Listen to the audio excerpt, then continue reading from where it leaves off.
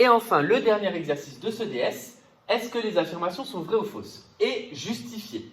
Donc là, clairement, on est dans un nouveau type d'exercice. On n'a pas encore vu beaucoup, nous, mais c'est très fréquent au brevet que vous ayez des affirmations à justifier. Nous, généralement, comme au début de l'année, on vous donne plus dans les brevets blancs, on vous donne plus des QCM où il n'y a pas besoin de justifier. Si vous avez ça, tant mieux. Mais des affirmations à justifier, il faut bien comprendre ce qu'il faut faire quand il faut montrer que c'est vrai et qu'est-ce qu'il faut faire quand il faut montrer que c'est faux. Pour montrer qu'une affirmation est vraie, il faut la démontrer. La plupart du temps, ce sont des calculs que vous êtes capable de faire. On ne vous demandera pas une grande démonstration. Et quand c'est faux, et ça sera quand même le plus souvent le cas, il faut faire un calcul qui montre que c'est faux, c'est-à-dire il faut faire un contre-exemple. Ici, on vous dit que 2 puissance n moins 1 est un nombre premier pour tous les entiers entre 2 et 9. Si cette affirmation était vraie, ça signifierait que vous auriez à faire 8 calculs. 2 puissance 2 moins 1, il faut montrer que c'est premier. 2 puissance 3 moins 1, il faut montrer que c'est premier. 2 puissance 4 moins 1, il faut montrer que c'est premier. Jusqu'à 2 puissance 9 moins 1, si tous ces nombres-là sont premiers, tous ces résultats, ces 8 résultats-là sont premiers, alors ça signifie que l'affirmation est vraie. Donc là, pour montrer qu'elle est vraie, il faut tous les tester et il faut qu'ils soient tous premiers. S'il y en a un seul qui n'est pas premier, ça suffit à montrer que l'affirmation est fausse. Et en l'occurrence, ici, c'est le cas avec 2 puissance 6 moins 1. Donc 2 puissance 6 moins 1, ça fait donc 64 moins 1, donc 63. Et 63, pourquoi ce n'est pas premier? Parce qu'il faut encore le justifier. Ce n'est pas premier parce que c'est par exemple dans la table de 3. Donc 63 n'est pas un nombre premier car il est divisible par 3. Donc ça veut dire qu'il a un troisième diviseur autre que lui-même. Et 1. Donc l'affirmation 1 est donc fausse. Alors j'imagine que si on fait tous les autres avant 2 puissance 6, c'est vrai. On peut le faire rapidement. 2 puissance 2 moins 1, ça fait 4 moins 1, ça fait 3, c'est premier.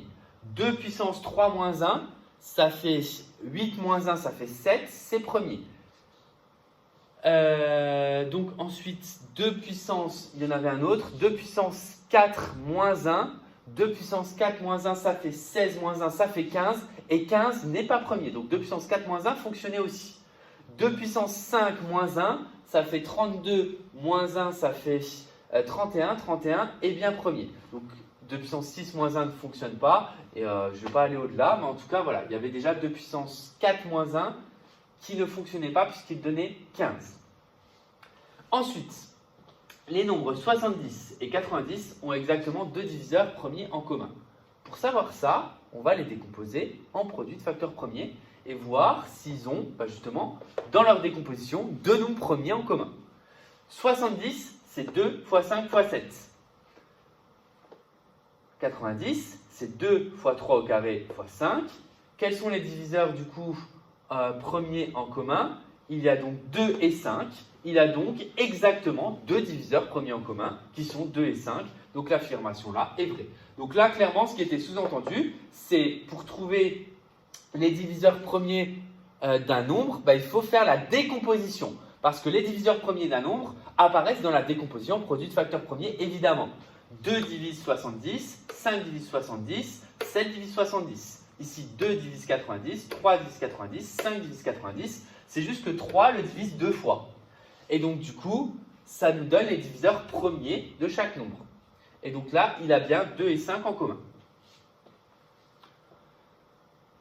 Ensuite, l'affirmation 3. À partir du quadrilatère BUTS, on a obtenu le quadrilatère VRAC par une translation. Donc là, l'affirmation est clairement fausse parce que la figure est tournée.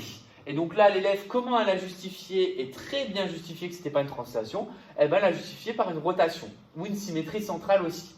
Donc là, la figure étant tournée, on se dit, ah bah tiens, j'ai obtenu par une transformation qui n'est pas un glissement. Quelles sont les transformations qui retournent? Il y a la rotation, et là, clairement, elle a fait un demi-tour, la figure. Donc c'est bien une rotation de 180 degrés autour du point. Alors ici, on peut l'obtenir, ce point. c'est par exemple le point O qui est ici, le milieu de RS.